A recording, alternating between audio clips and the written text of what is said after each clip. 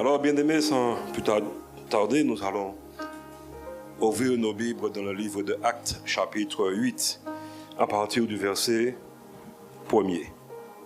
La Bible me dit que Saul de Tarse est l'un des hommes les plus virulents, l'un des hommes les plus violents quand il s'agissait d'attaquer les chrétiens, quand il s'agissait de persécuter les chrétiens, notamment les disciples, les apôtres et tous ceux et celles qui servaient le Seigneur.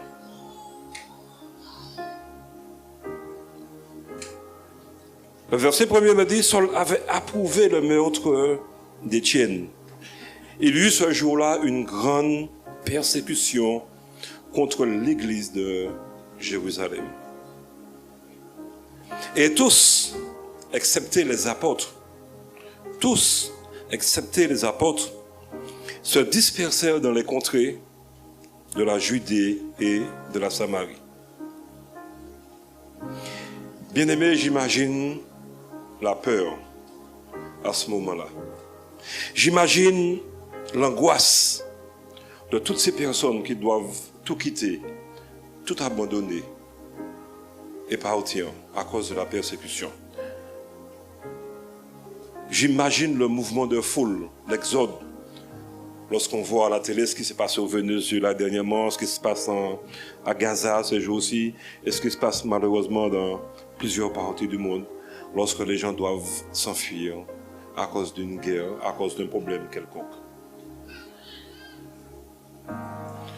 J'imagine la persécution que devaient suivre toutes ces personnes-là à ce moment précis.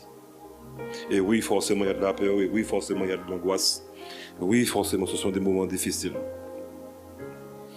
Il est dit qu'au verset 2, néanmoins, des hommes pieux ensevelirent Étienne et le pleurèrent à grand bruit. Saul, de son côté, ravageait les églises. Et ce mot, quand même, bien-aimé, il est fort.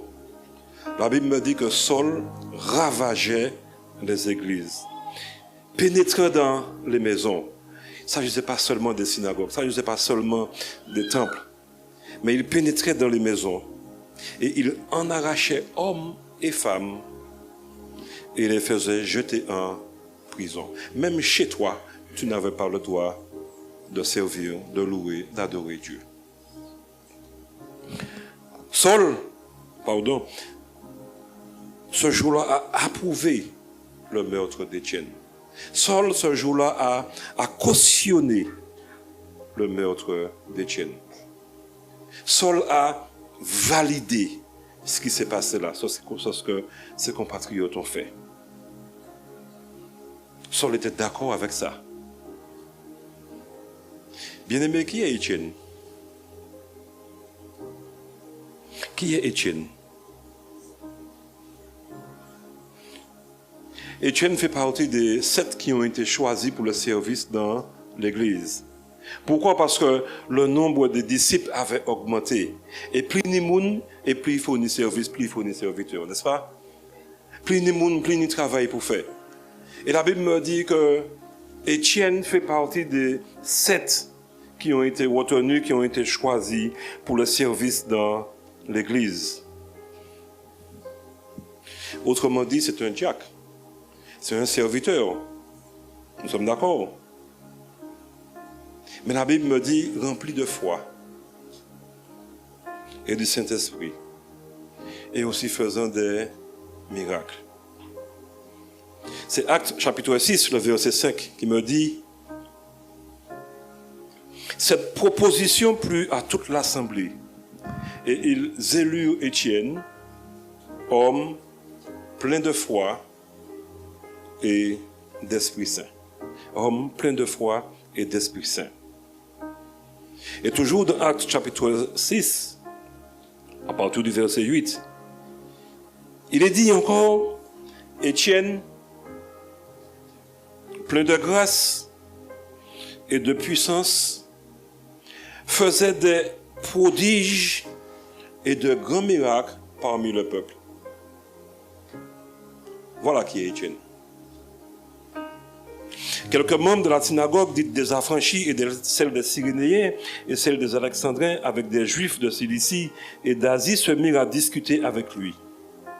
Autrement dit, même s'ils ne sont pas du même bord, on ne va pas dire politique, mais même bord religieux, Étienne discute quand même avec eux. Étienne échange quand même avec eux. Au verset 10, la Bible me dit, mais il ne pouvait résister à la sagesse et à l'esprit par lequel il parlait. Alors ils subornèrent des hommes qui dirent, nous avons entendu proférer des paroles blasphématoires, entendu proférer des paroles blasphématoires contre Moïse et contre Dieu. Ils émurent le peuple, les anciens, les scribes, et se jetant sur lui, ils se saisirent et l'emmenèrent au Sanhédrin.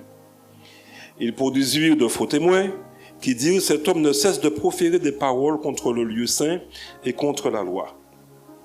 Car nous l'avons entendu dire que Jésus, ce Nazaréen, détruira ce lieu et changera les coutumes que Moïse nous a données. Tous ceux qui siégeaient au Sanhédrin, ayant fixé le regard sur Étienne, son visage leur parut comme celui d'un ange. La Bible me dit qui est Étienne ici. Et dans quelles conditions, pour quel motif il a été arrêté. C'est clair, c'est simple, c'est net, c'est précis. C'est un homme plein de foi. C'est un homme rempli du Saint-Esprit. C'est un homme plein de grâce et de puissance. Voilà qui est Étienne. Par qui se faisaient beaucoup de prodiges et de grands miracles parmi le peuple. Voilà qui est Étienne. Une petite question maintenant à 1000 points. Maintenant que nous avons entrevu la personnalité d'Étienne, qui est Étienne, ce qu'il faisait et comment il le faisait, avec rempli du Saint-Esprit pour le faire ce qu'il le faisait. Petite question à 1000 points. Comment tu peux valider le meurtre d'un homme comme ça? Comment tu peux te réjouir du meurtre d'un homme pareil? Un homme sympathique, un homme gentil, un homme serviable, un homme rempli du Saint-Esprit, un homme plein de foi. Comment tu peux te réjouir? Comment tu peux valider? Comment tu peux cautionner ce meurtre-là? Comment Saul a-t-il pu approuver ça? Comment a-t-il pu valider ça?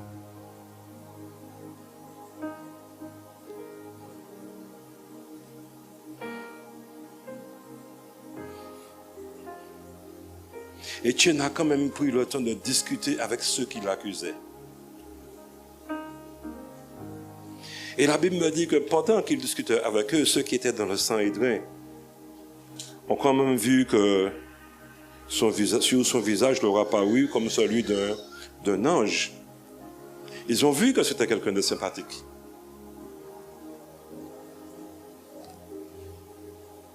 Ils ont vu que c'était un homme inspiré de cet esprit.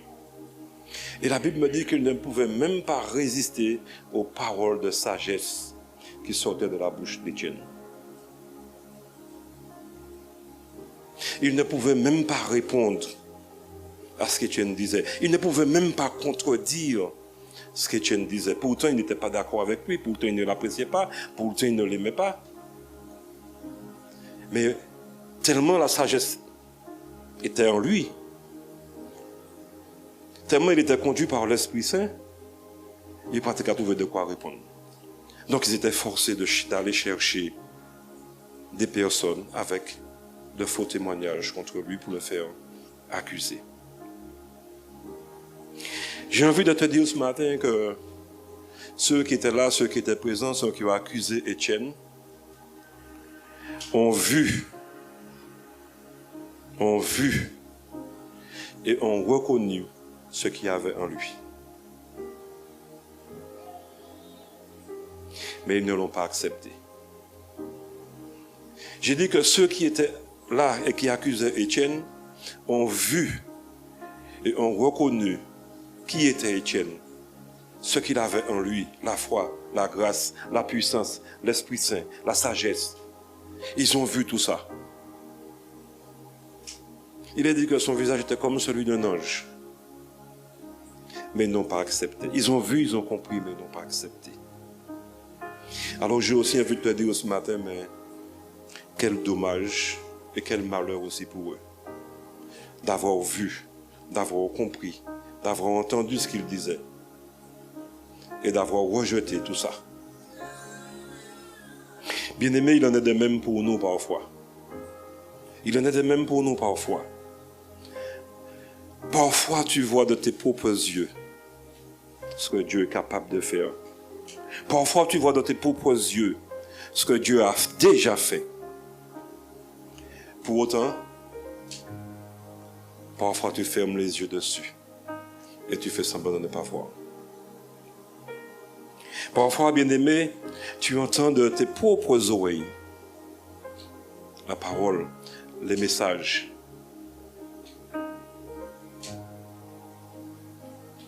Et puis en réalité, tu rejettes cette même parole, alors que tu as entendu. Parfois, bien-aimé, tu comprends ce qui a été dit, tu comprends ce qui a été enseigné. Tu sais que c'est Dieu qui parle. Mais tu fermes l'oreille et tu rejettes la parole.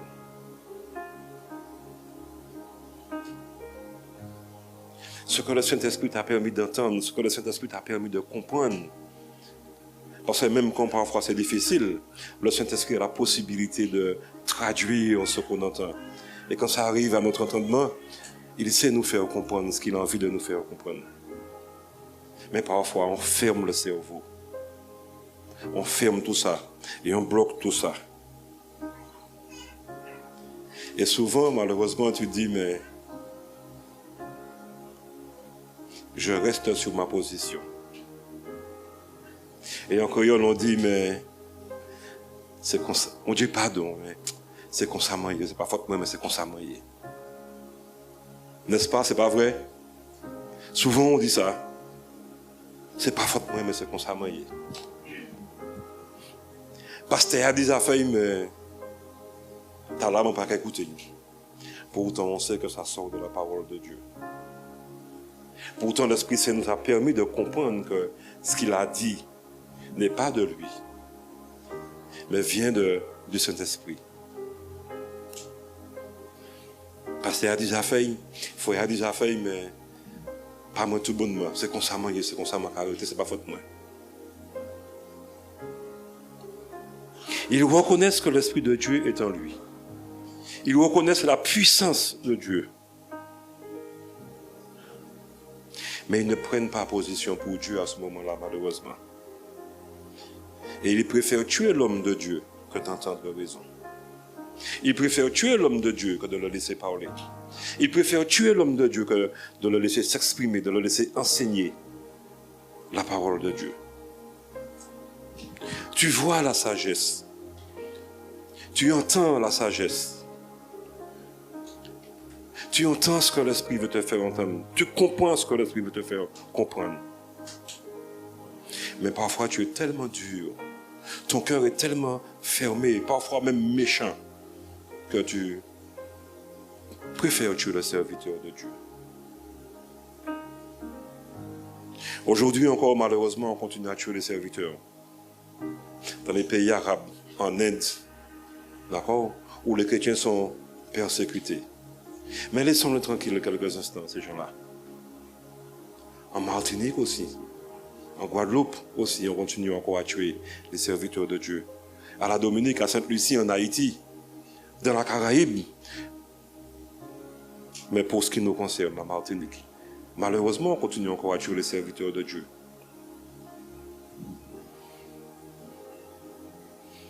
Le plus souvent avec quoi, bien-aimé?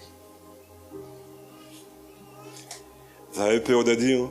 Quelqu'un a donné la réponse, déjà. Avec quoi? Avec la langue, avec les murmures. Ouais. C'est pas moi qui dis, bien-aimé. Je n'ai pas pris le risque. Je l'avais noté, mais je n'ai pas pris le risque de le dire. Mais parfois avec la langue, souvent avec la langue, avec les murmures, avec les mauvaises pensées, nous continuons malheureusement à tuer les serviteurs de Dieu. Nous continuons à vouloir faire taire les serviteurs de Dieu.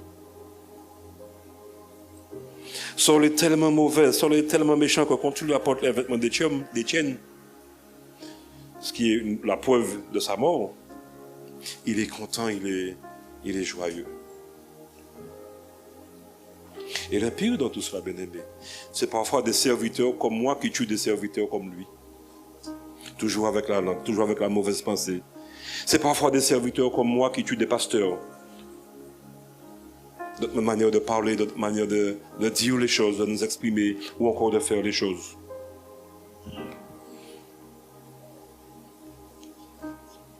J'avais un pasteur, le pasteur Banikles, pour ceux qui le connaissent. En créole, on dit pas au piti. Pour misère, m'a fait, ouais. Depuis qu'on m'a bébé chrétien, moi, ça a présent, peut-être commencer à avoir un soulagement. Pour problème, moi, avec le pasteur Banikles. Dieu merci, il a été bon, il a été patient avec moi. Et il m'a accompagné. Mais on ne se rend même pas compte. Je ne me rendais même pas compte. Comment je le frappais fort quand je lui disais ce que j'avais à lui dire. Heureusement, il était comme Étienne, rempli de foi, de paix, de patience, de sagesse, pour pouvoir me supporter.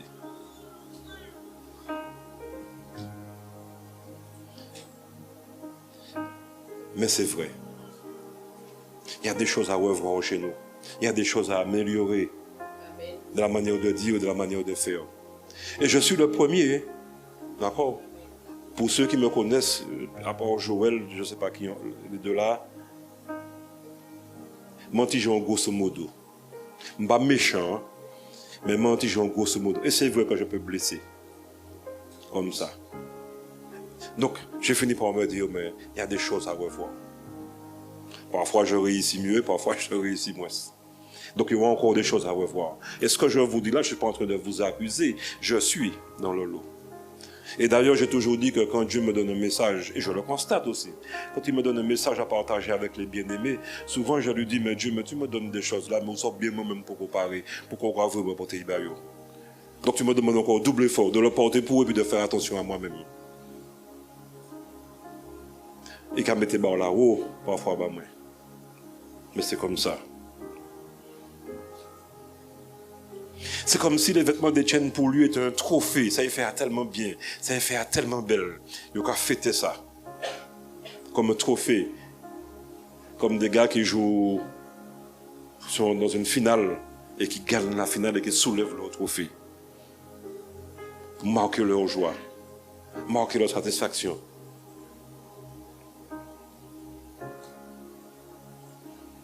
Et dans Acte 9, Saul trouve qu'il n'en a pas encore fait assez. Il trouve qu'il n'a pas encore assez persécuté les chrétiens. Il trouve qu'il n'en a pas encore mis assez en prison. Il trouve qu'il n'en a pas encore tué assez. Et il décide d'aller voir le grand prêtre et de lui dire, mais allons créer une loi. Allons faire un 49.3 sans demander l'avis de personne. Allons faire passer cette loi-là. D'accord? C'est une idée géniale que j'ai là. Chapitre 9, le verset 1er, il est dit, mais cependant, Saul, respirant encore la menace et le meurtre contre les disciples du Seigneur, se rendit chez le souverain sacrificateur et il lui demanda des lettres pour la synagogue de Damas, afin que s'il trouvait des partisans de la nouvelle doctrine, s'il trouvait des hommes ou des femmes, qu'il puisse encore les amener tout attachés, tout liés à Jérusalem. Il a été voir le grand souverain sacrificateur pour créer cela, pour qu'il ait son document par écrit. Et comme ça, une fois que c'est écrit, même si c'est pas bon, mais c'est légal.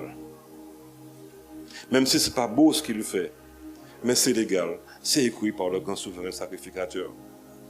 Et ce qu'il a à faire comme méchanceté, comme mauvaiseté, il peut se sentir libre de le faire. Et puis après ça, c'est pas pour nous aller. Comme ça, je pourrais faire juger. Comme ça, je pourrais faire condamner. Je pourrais faire mettre en prison.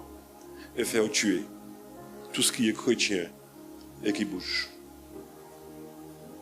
C'est ce que voulait faire Saul. C'était là son idée géniale. Faire disparaître l'ensemble de la communauté chrétienne. Voilà son idée à ce moment-là. Bien aimé, l'homme raide, c'est raide et raide. L'homme méchant, c'est méchant et méchant. Fais ça ou le, dis ça ou le. C'est méchant et méchant. Mais n'oublions pas le contexte, les amis. Les disciples, Étienne. La Bible me dit, je rappelle encore, qu'il faisait des prodiges, qu'il faisait de grands miracles parmi le peuple. Nous sommes d'accord? Autrement dit, il y a des guérisons qui s'opéraient. Les aveugles pouvaient voir à ce moment-là. Les malades avaient la guérison. Les sourds pouvaient entendre. Les gens bénéficiaient de cette grâce-là. Les gens bénéficiaient de ces prodiges-là. Les gens bénéficiaient de ces miracles-là. Les gens bénéficiaient de cette guérison-là. Malgré cela, il tue le serviteur quand même. Allez comprendre. Quand quelqu'un a décidé de faire le mal, tu peux faire ce que tu veux. Tu peux dire ce que tu veux. Rien pour. C'est ça qu'il a envie de faire, c'est ça qu'il fait. Là, on parle de temps, personne n'a pas faire temps. On dit que là, on parle de temps, là, il vraiment décidé à ne pas couteau. Personne n'a pas faire couteau. Et là, on passe à wow non plus. Tout ça on fait, on prie. Tout ça on dit, il est transformé. On prie aussi. Que vous voulez pas. C'est aimer, il peut aimer. Point barre. Parfois, ne même pas chercher à comprendre.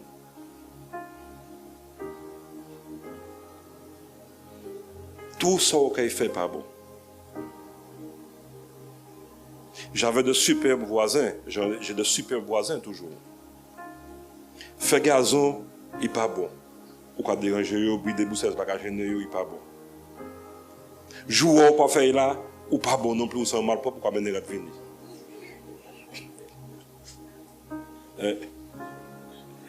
Et la police a monté pour ça. Tout ça au fait, il n'est pas bon. Et tu te poses la question, mais ça peut m'en faire à présent. Fait, pas fait. Et tu te finis de dire, bon, regardez, je vais faire comment les joues, puis voilà. Tout ça au fait, pas qu'il est bon. Et Saul était comme ça avec les chrétiens. C'est ouais, pas de ça, ouais. Bien aimé,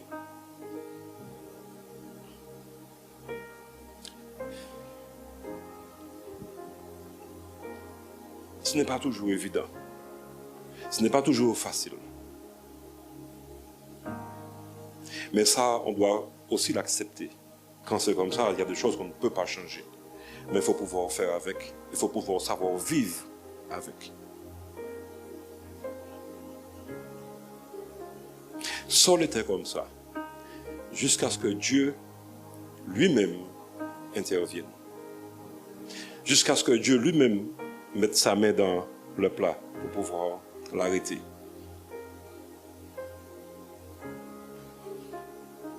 Et là où ça fait, Saul reste en côté là même. Vrai ou pas vrai, vous connaissez l'histoire. Là où bon Dieu intervienne, personne ne peut être obligé de Saul arrêter. Comme disent les Guadeloupéens, il a arrêté tout cela. Quand Dieu a mis la main, personne n'a expliqué à Saul qu'il fallait qu'il s'arrête. De lui-même, il s'est arrêté. Tout temps n'est pas de qu'attendre, tout comprendre n'est pas de qu'à comprendre. Là où bon Dieu mettait la main, il freinait flap et il comprenait flap, sans personne expliquer encore.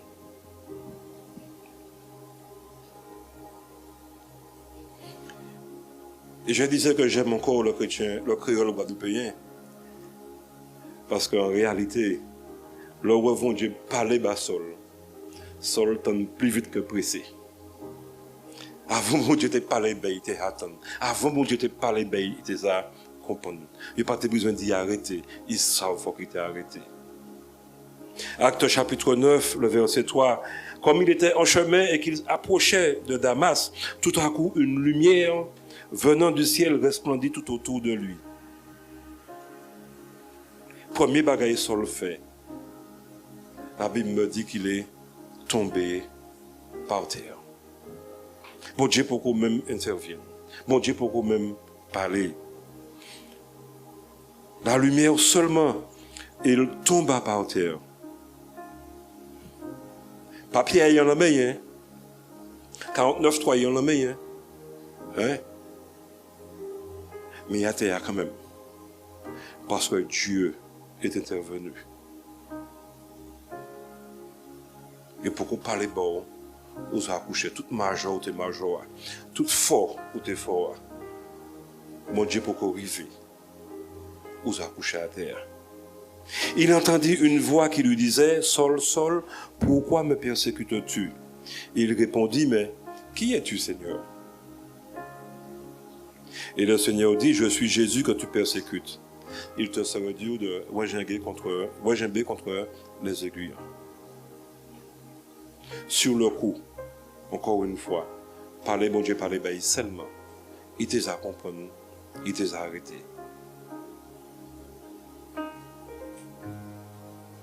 Durant des années, on te parle. Durant des années, on t'explique les choses. Durant des années, on t'enseigne. Tu entends, tu comprends, mais tu n'acceptes pas. C'est temps ou pas qu'attendre. Au contraire, c'est gaz ou le bas de gaz. C'est problème ou le créer.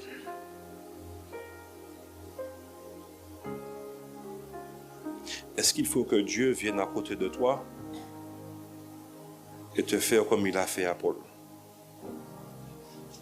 Ça ne paraît pas, bien aimé, mais ça a été difficile pour Paul. Lorsqu'on étudie le texte, je dis que ça ne paraît pas, mais ça a été difficile pour Paul. Changer quand il tombait, changer quand il venait avec, changer quand il était dépendant de d'autres monde. Est-ce qu'il faut que bon Dieu vienne beau? Est-ce qu'il faut qu'il parle beau? Pour que s'attendre et puis comprendre. D'où le titre de ce message ce matin. Faut-il que Dieu te frappe pour comprendre? Faut-il que Dieu te frappe pour comprendre? Acte chapitre 9, le verset 6. Quand je dis que ça a été difficile pour lui, tremblant et saisi d'effroi, il dit, Seigneur, que veux-tu que je fasse? Et le Seigneur lui dit, lève-toi, entre dans la ville et on te dira tout ce que tu dois faire. Les hommes qui l'accompagnaient demeurèrent stupéfaits. Ils entendaient bien la voix, mais ils ne voyaient personne. Saul se releva de terre, et quoique ses yeux fussent ouverts, il ne voyait rien. Il est aveugle, bien-aimé. On le prit par la main et on le conduit dans Damas. En bas de boycon, actuellement, il faut qu'on ait la main pour marcher. D'accord? En méchant con, un grand homme de loi, un grand soldat con, actuellement, il faut la main pour lever. Il faut y accompagner au coucher à terre. Tu as peur, pris d'angoisse et tout. Il resta 3 jours sans voir et ne mangea ni ne but.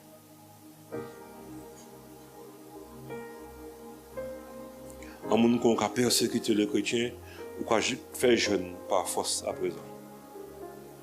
3 jours sans boire ni manger. Faut-il que Dieu fasse pareil avec nous pour nous convaincre, bien-aimés, pour nous faire prendre les bonnes décisions? Lorsqu'il nous parle, lorsqu'il nous enseigne. Faut-il qu'il nous envoie la maladie? pour que l'on comprenne. Faut-il qu'il permette un accident, je ne sais pas quoi même, pour nous faire entendre raison, parfois. Pour nous faire réfléchir ou encore prendre les bonnes décisions.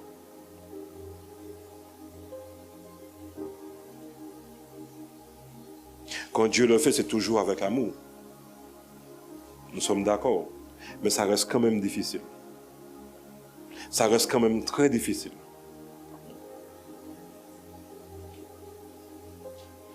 Il y a quelqu'un qui m'a dit un jour, mais il était capable de même pas t'attendre. Et un petit groupe pour elle montre à l'évangile fiable. Ballon rédité. Dieu a permis que ça se passe comme ça. Mais il a entendu. Il a compris, ce monsieur-là. Dieu a les moyens de nous faire entendre. Dieu a le pouvoir de se faire comprendre. Mais il a aussi le pouvoir de frapper quand il faut frapper. Je me rappelle un jour, j'appelle la Guadeloupe, et ce sont des amis. Je tombe sur Johanna et je lui dis, mais passe-moi Léo, comment il va Léo? Il me dit, Léo, il était là, mais il vient de partir pour aller à la messe. Il me dit, pardon. Léo à la messe. Léo habite en face de l'église de Petit-Bourg. L'église est à 20 mètres de Léo. Léo, quand il y a des gens tous les jours en messe, Léo pas rien en messe, sauf les l'enterrement. Léo, c'est alcool matin, alcool midi, alcool à 4 heures, pas petit déjeuner, goûter, c'est ça? Et puis alcool au soir. Son grand frère est décédé, c'est alcool. Il avait un ami martiniquais qui vivait en Guadeloupe depuis des de longue date. Alcool qui tue. Si c'est Léo mort, c'est alcool qui tue aussi. Et un jour, sa femme, bien sûr, l'a quitté avec les enfants. Il a tout perdu. Dieu permet qu'il y ait des morts à côté de nous pour nous faire entendre, pour nous faire comprendre ce que nous ne voulons pas comprendre en temps et en heure. Ce n'est pas un problème pour lui. Il est celui qui donne la vie, mais il est aussi celui qui la reprend. Et quand il décide de passer par là, ça reste difficile pour Léo, mais Dieu a permis quand même. Faut-il que Dieu te frappe pour que tu comprennes? Saul est passé par des moments difficiles, mais il a pris la bonne décision. Veux-tu vivre les mêmes choses toi aussi pour enfin prendre les bonnes décisions, pour enfin changer ce qui mérite d'être changé dans ta vie? Dans le cas où tu doutes, lis bien ta Bible, regarde encore l'histoire de Paul et tu verras si Dieu est capable ou bien si Dieu n'est pas capable, comme disent les jeunes. S'il est capable de faire ou bien s'il n'est pas capable de faire. Si c'est un problème pour lui, et tu comprendras que souvent, il est capable de faire. Bien entendu, bien aimé, l'histoire là n'est pas arrivée à Paul seulement, à bien d'autres. Dans l'Ancien et dans le Nouveau Testament, c'est arrivé à bien d'autres personnes encore. Et là, moi, je me suis arrêté sur le personnage de Jonas. Au chapitre 1er, à partir du verset 1er.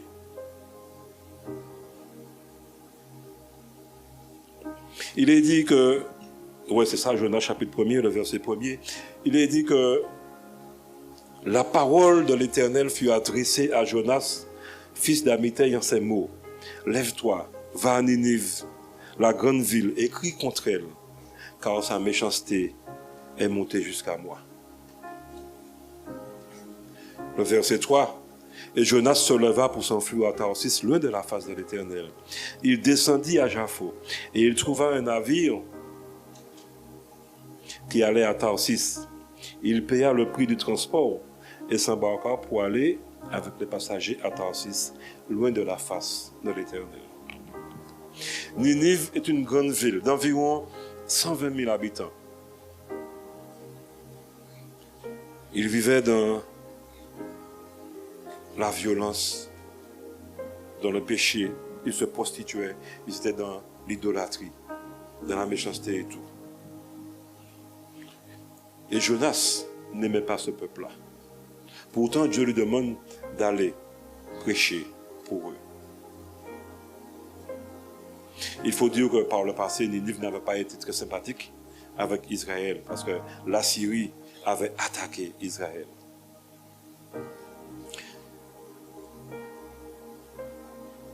Sur un plan humain, on peut comprendre l'attitude de Jonas, de ne pas les aimer, de ne pas les apprécier. Mais Dieu voit plus loin. Dieu voulait envoyer Jonas à Ninive. Mais Jonas ne voulait pas y aller. Alors, Jonas décide de partir dans le sens opposé. Jonas ne voulait pas aller à Ninive. Et il part dans le sens opposé. Mais sans arrêter le bateau. Sans faire demi-tour. Sans que le bateau ne fasse demi-tour. Dieu a arrêté Jonas dans sa fuite. Et au verset 4, l'Éternel fit souffler sur la mer un vent impétueux. Il s'éleva sur la mer une grande tempête. Le navire menaçait de faire naufrage. Les mariniers eurent peur. Ils implorèrent chacun leur Dieu. Notez bien que les mariniers ici implorèrent chacun leur Dieu. Et le Dieu ici, c'est écrit avec un petit D. Et ils jetèrent dans la mer les objets qui étaient sur le navire afin de le rendre plus léger. Jonas descendit au fond du navire, se coucha et s'endormit profondément. Ces hommes ramaient pour gagner la terre, mais ils ne le purent parce que la mer s'agitait toujours plus contre eux. Alors ils évoquèrent l'Éternel et dirent, « Ô Éternel, ne nous fais pas périr à cause de la vie de cet homme, et ne nous charge pas du sang innocent, car toi, Éternel, tu sais ce que tu veux. » Puis ils prirent Jonas et le jetèrent dans la mer. Et la fureur de la mer s'apaisa. Ces hommes furent saisis d'une grande crainte de l'Éternel, et ils offrirent un sacrifice à l'Éternel, et ils firent un vœu. Il est dit, et j'ai insisté dessus, que les mariniers avaient chacun leur Dieu. Ils ont prié leur Dieu. Ils savent l'Éternel qui existait. Ils savent que le Dieu des armées est là. Mais c'est pas grave, ils chacun dit bon Dieu. Mais le dit fait commence à prier les yo. En amène les vents lever mauvais, les vents lever mauvais. Ils ont laissé tomber leur Dieu, ça ne fonctionnait pas. Et ils ont prié l'Éternel Dieu. Et Dieu leur a montré où était le problème. C'était Jonas. S'il faut te faire peur, il va te faire peur. S'il faut te frapper, il va te frapper. Pour te faire entendre, pour te faire revenir à lui. Et il est dit, ces hommes furent saisis d'une grande crainte de l'Éternel. J'aimerais qu'on respecte pour de vrai. Et ils offrirent un sacrifice à l'Éternel et ils firent des vœux. Où sont passés les petits dieux là à présent? Où sont passés ceux à qui nous avons confiance par le passé? Non, c'est l'Éternel qui a fait.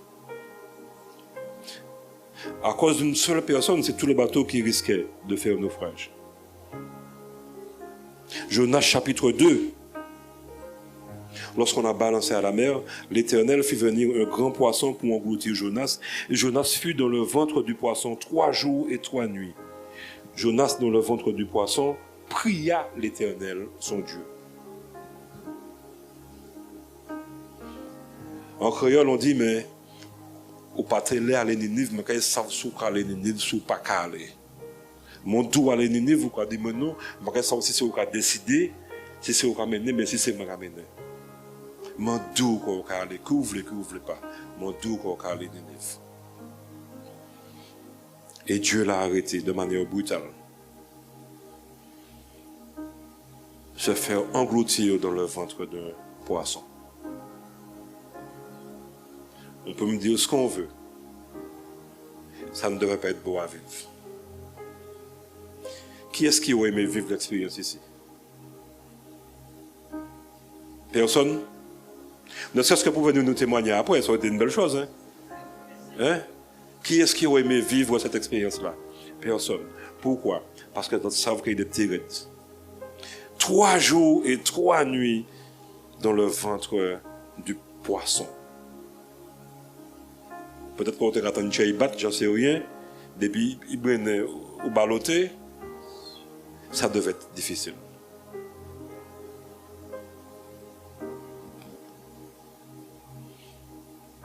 Jonas chapitre 2, le verset 11.